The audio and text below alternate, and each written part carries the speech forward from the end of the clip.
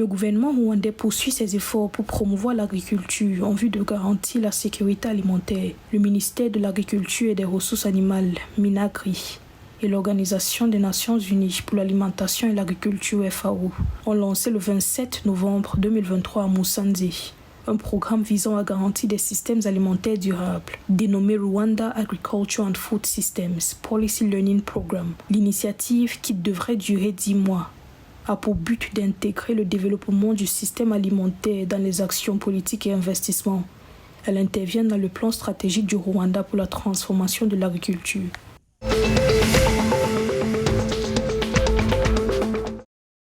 La société éthiopienne East African Holding a annoncé le 26 novembre 2023 l'achèvement à 70% du projet de cimenterie d'installation de cadres de préchauffage et de fours rotatifs détenu par l'entreprise chinoise West International Holding et East African Holding. La cimenterie nationale de l'EMI est estimée à un coût de 600 millions de dollars et est située à environ 150 km au nord d'Addis Abeba. Le projet devrait représenter la plus grande usine de fabrication de ciment d'Éthiopie et augmenter la capacité annuelle de production de ciment du pays de 8 millions de tonnes. L'inauguration de l'infrastructure est annoncée pour mars 2024.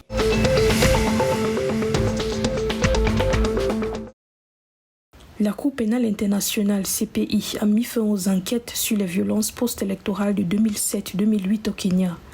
Entamée depuis 2010, la procureure adjointe de la CPI, Nashat Shamim Khan, a annoncé le 27 novembre 2023 l'abandon de toute enquête ultérieure liée aux crimes contre l'humanité présumés commis dans le cadre des combats qui ont éclaté à la suite des élections contestées de 2007 dans le pays et ont fait 1300 victimes et environ 600 000 déplacés.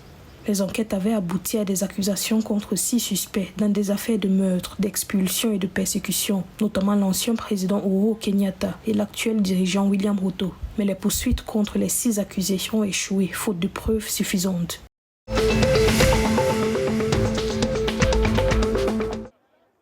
Le président du Soudan du Sud, Salva Kiir, a limogé le 27 novembre 2023 3 ministres et un gouverneur d'État lors d'un remaniement ministériel.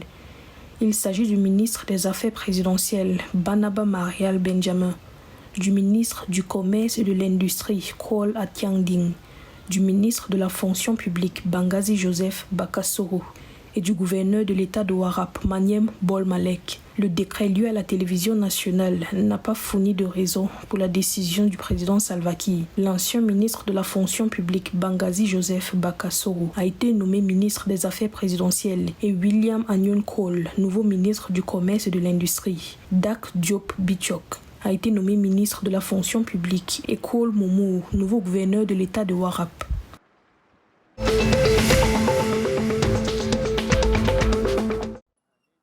L'Ouganda a ouvert le 25 novembre 2023 son nouveau consulat à Arusha en Tanzanie. La décision fait partie des efforts des 2 États est-africains visant à consolider leurs relations. Les relations entre l'Ouganda et la Tanzanie remontent aux années 1960, lorsque les 2 pays ont obtenu leur indépendance de l'Empire britannique.